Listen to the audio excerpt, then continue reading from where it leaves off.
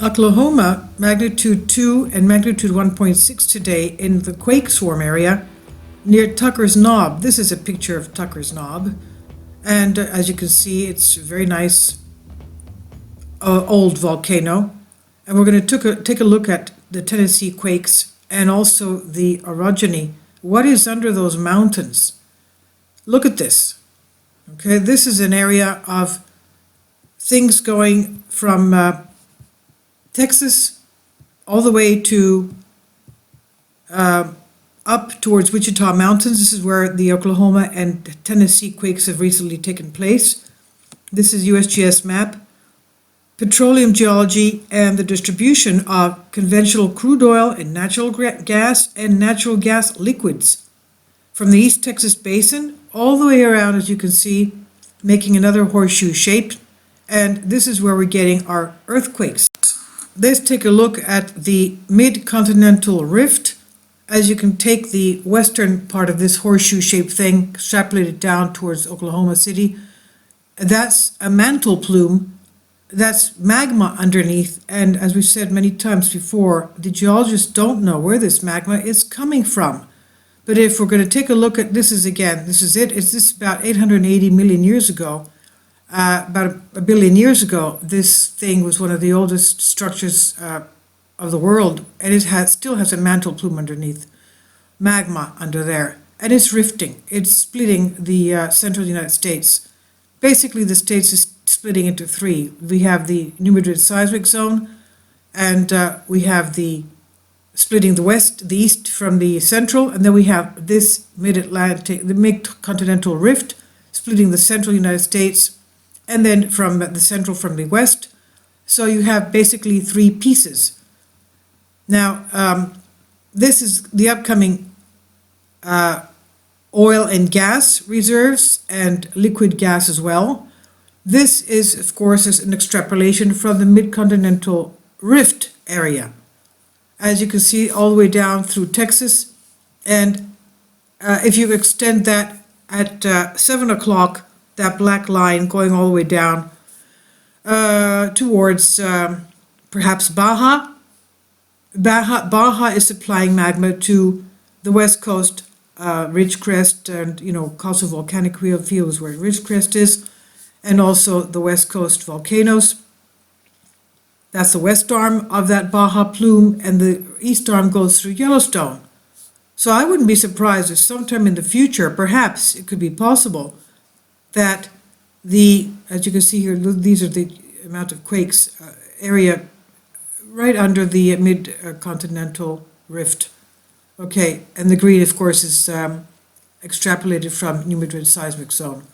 But I wouldn't be surprised if sometime in the future it could be possible that this Baja has a third arm going under the mid-continental rift that goes like a horseshoe shape over the Great Lakes. I mean, they've already found that it has two arms, one on the west coast, one towards Yellowstone, and we know that Lake Superior was at one time closer to Wyoming before all this rifting. So I wouldn't be surprised if that same plume has a third arm underneath the Great Lakes, the mid-continental rift aspect of this. Now, we've had a number of quake swarms. Let's take a look together on the map because a picture is worth 1,000 words. We are at Seismo Berkeley, and these are today's quakes. As you can see, okay, this one here, 1.6 at 8:30 p.m. Central Time. And this one was about half an hour before that, was a bigger one at 2 magnitude, okay? And this is, of course, look at that swarm there. Take your pick, there must be another 20 right there. 3.2 on the 6th, and 3.2 on the 6th again, okay? Half an hour later again. It seems like but within half an hour, again on the river, we know that the river and the fault line here, rivers are always fault lines. So this was also very close to each other in time and distance.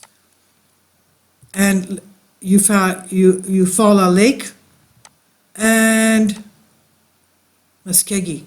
Where's that Muskegee? Oh, Muskegee. That's the area of where one of my viewers said he was renting a house, and he had this these night visitations where he was being pulled off the bed and he would find himself on the floor in the morning. And he decided to, he was living there with his wife and his mother-in-law, renting the house in a beautiful new area. And he decided to start sleeping in the living room so he wouldn't wake up his wife. But it was terrible. This was happening every night. And I told him to get in touch with, he got in touch with me because of the house cleansing that I did a video on. And he sent me a comment, and I told him to get in touch with somebody in New York. He called them. He was speaking to them half an hour, and he told me that they told him to do certain things. And I spoke to my priest here, and this is important. That's why I'm taking a tangent here, because of this area. And I told my priest what this commenter, this viewer of mine said. He said, and he gave me the advice to tell him to move away since he's renting. He was renting with the option to buy. And I answered him again. I said, since you're renting, just move away. He found out that his cul-de-sac, that whole development was built over an ancient native burial ground. And when I told that to the priest here at the little church that we help, he said, tell him to move away. I don't know if he did or not. I assume he did. That's where he lived, in Muskegee. Okay, so you have to be careful here with those things. Now going back to this is our quake swarm here as well. Look at this, what's happening here in Oklahoma. This is just too much to be, fracking or something. Man-made earthquakes. As we said, the Tennessee quakes, sometimes they take them off. USGS just takes them off. But they're here as well. They were here as well. Okay. We already talked about Kansas many a time. You'll see a couple of days back we did a beautiful video on Kansas, that it has 3 volcanoes here. It had 3 volcanoes here, another 9. So that's 12 plus 3 is 15 volcanoes. Then we had this map where we had all these ash deposits here. And they are they're not lava volcanoes. They're diamond spitting volcanoes, diamond spewing volcanoes. They're kimberlite volcanoes. They're very explosive. They have gas emissions, and also there's this like plume, a very tight plume coming up and spitting out like a funnel, and the funnel of course spits out diamonds, gems, semi-precious stones like garnets and diamonds. And Kansas has these kimberlite volcanoes, and we had a map with a beautiful map showing us that a lot of these kimberlite volcanoes are on the East Coast as well. So we say, oh, the East Coast never has earthquakes. Well, they do, and they also have volcanoes. They also have diamond spewing volcanoes. Okay? I'll try and find that video and give you the link on that, because it's very important to know where you're living. And a lot of people that have these boom sounds and sonic booms and the rattling of their houses, and they're saying, what was that? And then the people that are in charge of supersonic flights, whether they're Department of Defense, Air Force or something, they have no flights going over them, and they don't know where these boom sounds and shaking, their house shaking, is coming from. Well, it must be, from what we know, if you want to put 2 and 2 together, you've got all these quakes there, you've got kimberlite volcanoes there, the pressure has to come out, and it could very well be, I don't know, okay, like, let's say, I'm not a geologist, but let's say, okay, oh, they're man-made. You could say they're man-made, they're from the fracking. It may not be, because you have all these kimberlite volcanoes there, the diamond spitting explosive volcanoes, and you have them here as well.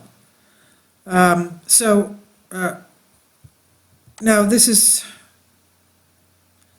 our 1.6 2.0. This is where the area is, just south of Tulsa. Okay, this is the area we were at, and let's go to see our earthquakes. This is on Volcano Discovery. Okay, this is it right here. These are the quakes that we're talking about.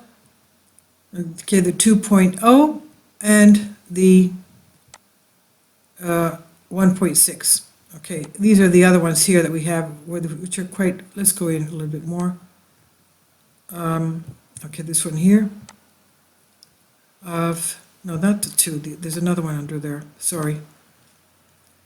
Let's go in more. Okay, there we go. Okay, 2.0. And they're not showing the other ones, they're only showing Oklahoma.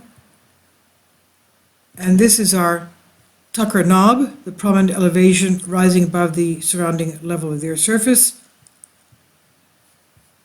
As you can see right there.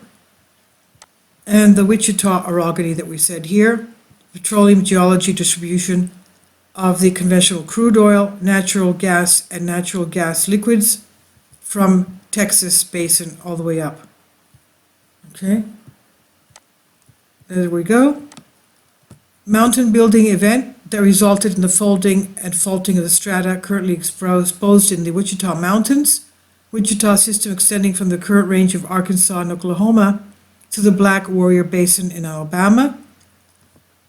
And uplifts in Texas into the Coahuila and Chihuahua in Mexico, all the way down. Pre-collision formation, and Paleozoic Golet, the southern port of Laurentia, is now the southern United States. Laurentia straddled the equator at one time, wow. And the Arctic Ocean through the Ordovician, okay, they have all these beautiful things here, 443 million years ago. During the Mississippi and Fleisch sequence with dark shales and gray wackies, there they are, gray wackies, feldspar, quartz, and this, look at that, isn't that beautiful? Fleisch sequence of sedimentary rock layers that progress from deep water and turbidity flow deposits to shallow water, shales and sandstone, deposited when a deep basin forms rapidly on the continental side of the mountain building episode. Isn't that beautiful? These later sediments were formed over the subduction zone, which formed along southern Laurentia. So, the collision, South America approaching Laurentia, we're talking about a long, half a billion years ago. The collision of South America and Laurentia, continental crust compressed and uplifted the region of the Wichita Mountains during the Pennsylvanian and Permian. Okay, that was about 300 million years ago. And the Permian, about 50 million years ago. River systems drained westward from the Wichita Mountains, depositing sediments in north-central Texas and Oklahoma, which are now exposed at the surface. Wichita Mountains were extensively eroded between the Permian and Jurassic 253 millions, Triassic, okay, Jurassic 56 millions, and much of the Wichita system was subsequently buried beneath Mesozoic 250 million years ago to 66 million, and the Cenozoic, which is era meaning new life, currently the most recent of the three Phanerozoic eras. Sediments to the southeast and southwest and structures there have only been revealed through deep drilling and petroleum exploration. Okay, this is the area where we're having our earthquakes. And this is the Tucker Knob area, not far from our quake swarm. There's our quake swarm at Quinton, Oklahoma. And there's Tucker's Knob right there. And the Wichita Mountains there. There's Muskegee, as we said before. Okay. And this area, as we said before, Jackson, Mississippi volcano. You want to take a look at that? there's a Colosseum right over the volcano, believe it or not. So Mississippi has another volcano right there with the Colosseum right over it, so you can't see it's a volcano, but it is. Believe it or not. Okay. There it is, right there. That's right on top of the crater, right there. So for all of you who go there to watch whatever you watch, you're sitting on top of a crater of a volcano. So that's our activity here. And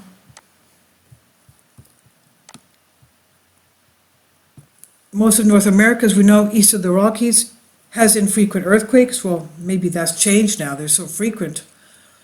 Here and there, earthquakes are more numerous. For example, in the New Madrid seismic zone, centered on southeastern Missouri, and the Charlevoix-Maracuska seismic zone of eastern Quebec. In New England and New York, Philadelphia, Wilmington. However, most of the enormous regions from the Rockies to Atlantic can go years without an earthquake large enough to be felt. Well, most of these are being felt now. They're reported felt to the USGS. Earthquakes east of the Rockies, although less frequent than the west, are typically felt over a much broader region than earthquakes of similar magnitude in the west. East of the Rockies, the earthquake can be felt over an area more than 10 times larger than a similar magnitude earthquake on the west. That's because it's the sediment is so soft. Now, induced seismicity, here they talk about fracking and man-made, okay? Okay, of course, we do have that there, but I think we should look at the fact that it's also mid-continental rift.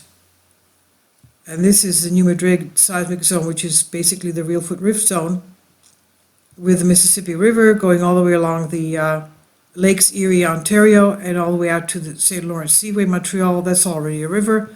This is already a river, and the lakes there with the Appalachian Mountains, and we have the kimberlite volcanoes here, and kimberlite volcanoes here, as we said, diamond-spewing volcanoes. Canada also has diamond-spewing volcanoes, so does Africa, Russia, and we do have a lot here. Colorado as well has diamond-spewing volcanoes, and I guess you didn't know that, but whoever lives out there, you want to take nature walks and start digging around, maybe you'll find something. Or even if you have time on your hands, go and take a little, in your community college or your college, nearby college, go take a geology course. You're going to find out beautiful things. Okay, so I'll leave links below for you for this, and all of you there, please be very careful. Thank you.